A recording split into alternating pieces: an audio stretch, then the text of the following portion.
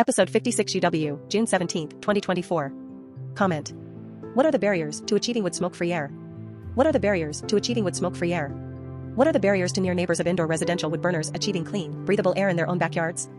As near neighbors wait for action by the government, Federal Environmental Protection Agency, state, in the case of Wisconsin, the Department of Natural Resources, or local municipality health departments, to address the problem of polluting, choking, unnecessary individual wood burning in this country, I will whittle down the reasons why we are asking the federal government in the form of the White House Environmental Justice Advisory Council, WEJAC, and send this written message to you.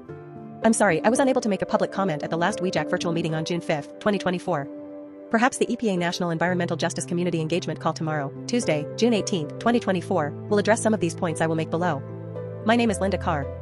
I live in Madison, Wisconsin, and am a member of Residents Against Wood Smoke Emission Particulates, a 501c3 nonprofit organization. https://rawscpresidents.com has PDFs of posts, with over 960 YouTube videos at https://www.youtube.com/@rawscpresidents4370/videos and Spotify podcasts at https://open.spotify.com/show/4jk1ucpfficsdhdrgtiqm. I am a near neighbor of an indoor residential wood burner whose wood smoke enters my yard and sickens me.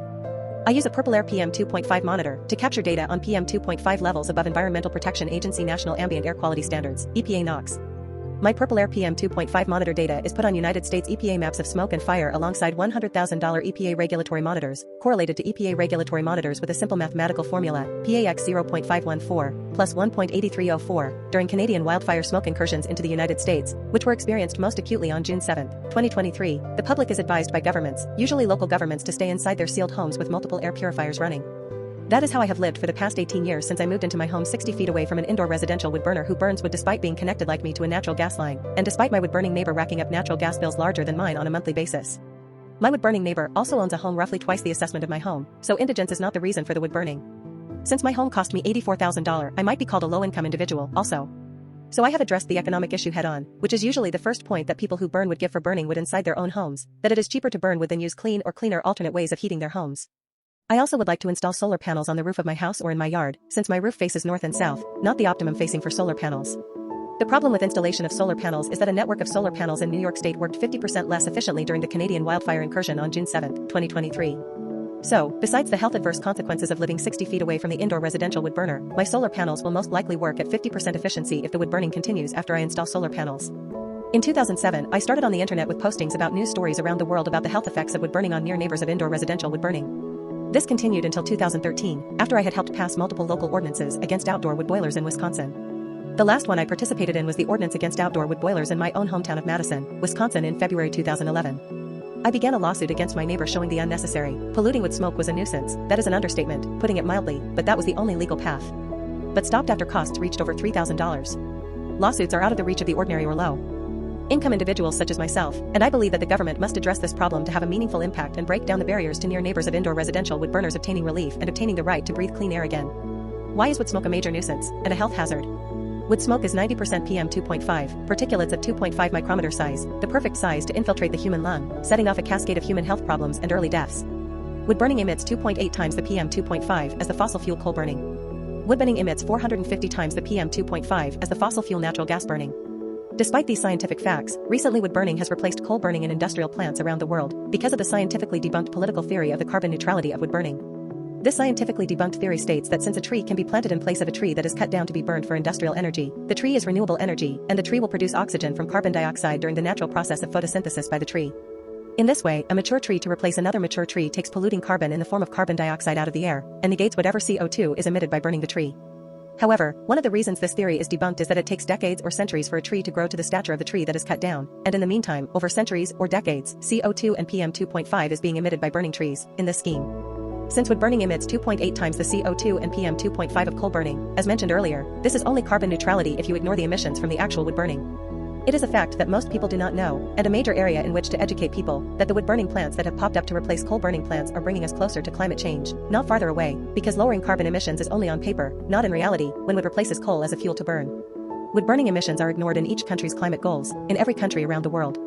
This is false accounting for carbon, and is bringing us closer to climate change, as well as contributing to the air pollution of PM 2.5 that causes many human illnesses and shortens lives around the world.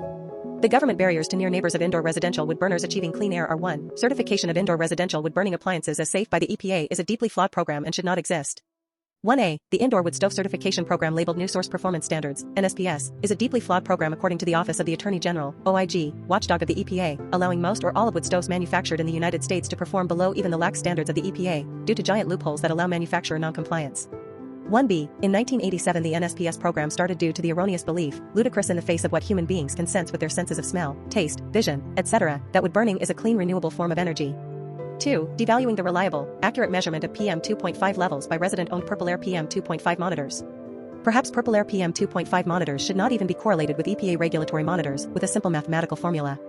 The formula takes into account changing humidity, but for instance, Wisconsin's monthly average of relative humidity changes 1 or 2 points from month to month, and that is probably similar to most United States. If a high PM 2.5 reading near an indoor residential wood-burning appliance without correlation seems like an anomaly in an EPA AirNow map of smoke and fire, it might make people think there is wildfire smoke in their area when it is an indoor wood stove. I suppose the correlation formula is helpful to even out or smooth out the statistics, but by doing that the indoor residential wood-burning component of the true, accurate, reliable Purple Air PM 2.5 reading is essentially ignored on US EPA maps of smoke and fire. The Purple Air PM 2.5 maps themselves are accurate in showing the levels of PM 2.5 in the hyperlocalized air in the backyard of a near neighbor of an indoor residential wood burner. The Purple Air PM 2.5 monitor data can pinpoint the problem individual or household that is producing unnecessary wood smoke pollution. Once such a dangerous problem is identified, the problem should be dealt with by the government, since one individual near neighbor has no enforcement authority, but governments do. 3. Few EPA regulatory PM 2.5 monitors and spacing of EPA regulatory PM 2.5 monitors near industries rather than near residential areas. There is a bit of a lottery aspect to the placing of EPA regulatory PM 2.5 monitors, but there are many less EPA regulatory monitors in Wisconsin, for example, where there are 16 EPA regulatory monitors and approximately 90 Purple Air PM 2.5 monitors providing data on the Wisconsin portion of the US EPA AirNow maps of smoke and fire. EPA regulatory monitors in the vicinity of Purple Air PM 2.5 monitors may be helpful as reference monitors, but they are not hyperlocalized enough to show the true, harmful level of PM 2.5 in the air in the yards of near neighbors of indoor residential wood burners. 4. Near neighbors are left to try to pass local ordinances against indoor residential wood burners. There should be a federal law that states that indoor residential wood burning appliances are health hazards, which they are. There are laws against drunk driving enforced after using data obtained from breathalyzer tests on individuals. There are laws against speeding enforced after using data obtained by radar guns pointed at the individual car. There are laws against smoking in the workplace enforced after complaints by coworkers to their supervisors about coworkers' experience of secondhand smoke. There is testing of wood stove emissions of the cleanest stove in the United Kingdom, the Ecodesign stove, which yielded the scientific statistics mentioned above that wood burning emits 450 times the PM 2.5 as the fossil fuel natural gas and wood burning emits 2.8 times the CO2 and PM 2.5 as the fossil fuel coal burning. Wood burning's polluting emissions are ignored. Outdoor wood burning has been tackled by enforcement in the past through successful local ordinances in Wisconsin, for example, against outdoor wood boilers, possibly because outdoor wood burning is seen as more visible than indoor wood burning, although there is always the telltale smoke plume. But with Purple Air PM 2.5 monitors near indoor residential wood burning, indoor wood burning is no longer invisible. There is a scientific way to measure the emissions, and there are many scientific, medical, and statistical studies now that show that PM 2.5 from wood burning causes lung cancer, asthma, many other illnesses, and shortens lives. Thank you to the White House Environmental Justice Advisory Council, WEJAC, for allowing comment on this. The issue of pollution from wood smoke is also tackled by the Dogwood Alliance in the United States and many groups protesting the government subsidies for wood burning industry in the United Kingdom. Many of the members of ROSEP are from Canada, Australia, and New Zealand, where the same barriers to near neighbors of indoor residential wood burners seeking relief also exist. The vast majority of people in Africa and Asia experience health problems from PM 2.5 pollution, and their countries experience economic upheaval as well as transportation upheaval such as downing of airplanes during PM 2.5 incursion events, some caused by indoor residential wood fires, some caused by wildfires. There are alternatives for indigent people in the United States to wood burning in 2024. There are heat pumps that work down to 40 degrees below that are being given rebates of up to $8,000 based on a sliding income scale.